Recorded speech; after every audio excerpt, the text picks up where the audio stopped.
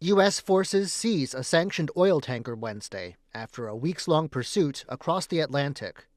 Along the way, the ship changed its name and registered itself in Russia, but the U.S. kept up the chase. Washington says this is part of a so-called ghost fleet, helping countries like Venezuela and Russia bypass its sanctions.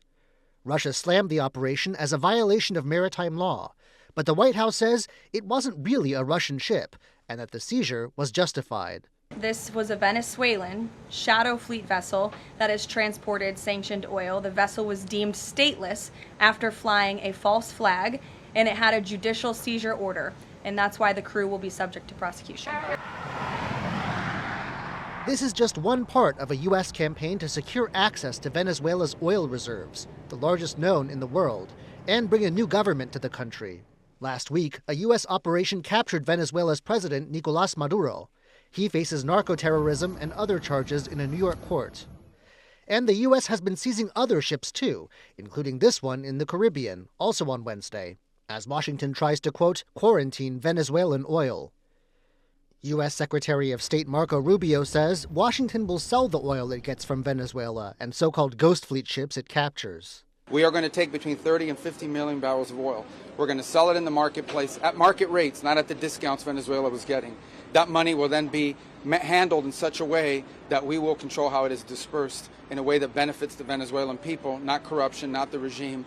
Some observers say the strategy of taking tankers doesn't come without costs, though. The most recent seizure of the Russian-flagged ship could spark tension with Moscow. And then there are the unknowns of what comes next. What will happen to the tanker? How long will the seizing authority be willing to keep this tanker at port? Will it pay for the maintenance?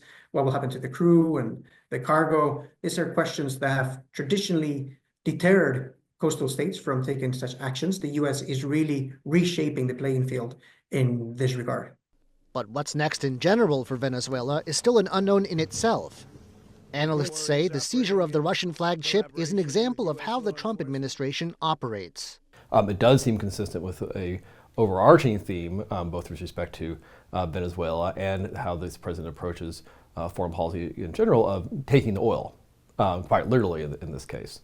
And that seems to have been a rationale that ultimately convinced President Trump to authorize the military intervention into Venezuela. And the U.S. Defense Secretary says this isn't the end when it comes to sanctioned oil.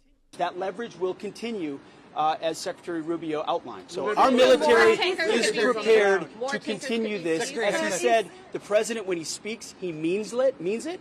He's not messing around. We are an administration of action to advance our interests, and that is on full display. Though calm has returned to Venezuela since the U.S. strike, the fraught situation between the two countries, it seems, is far from over. Patrick Chen and John Van Trieste for TaiwanPlus.